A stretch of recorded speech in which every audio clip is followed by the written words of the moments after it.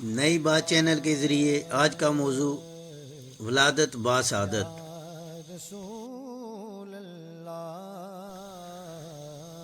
ابو عبداللہ شہید کربلا حضرت سیدنا امام حسین رضی اللہ تعالی عنہ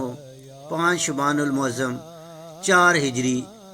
کو اس جہان فانی میں تشریف لائے۔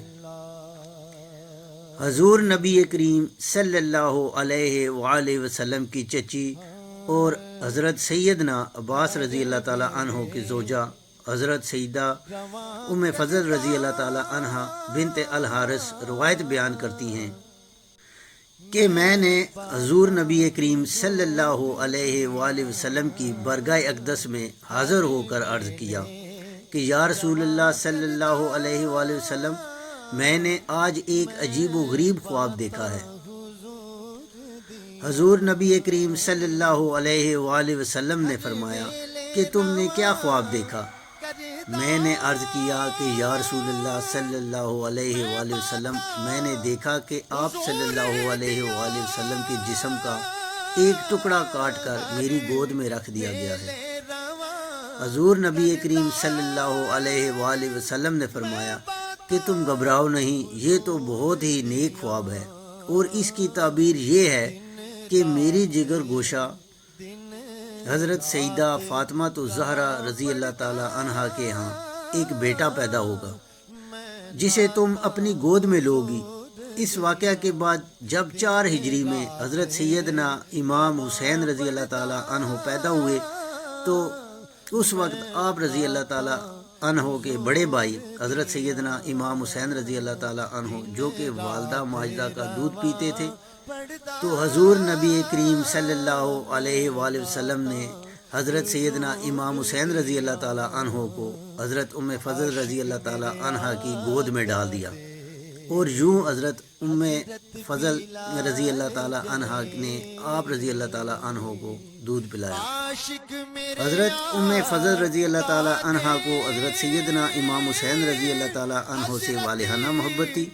اور آپ رضی اللہ تعالی عنہ نے حضرت سیدنا امام حسین رضی اللہ تعالی عنہ کی پرورش حقیقی ماں کی طرح کی، اور اپنا آرام و سکون آپ رضی اللہ تعالی عنہ پر قربان کر دیا۔ حضرت سیدنا امام حسین رضی اللہ تعالی عنہ کی پیدائش کے بعد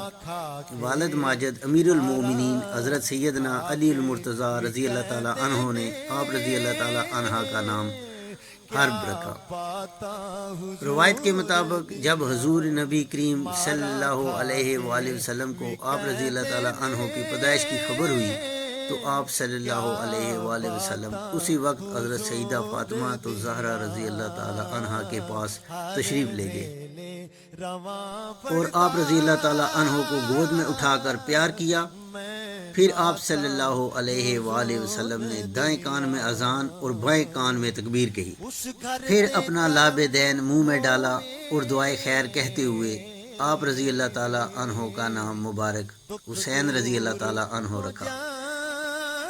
پھر 7ویں روز آپ رضی اللہ تعالی عنہ کا حقیقہ کیا اور بال اتروا کر ان کے وزن کے برابر چاندی خیرات کی۔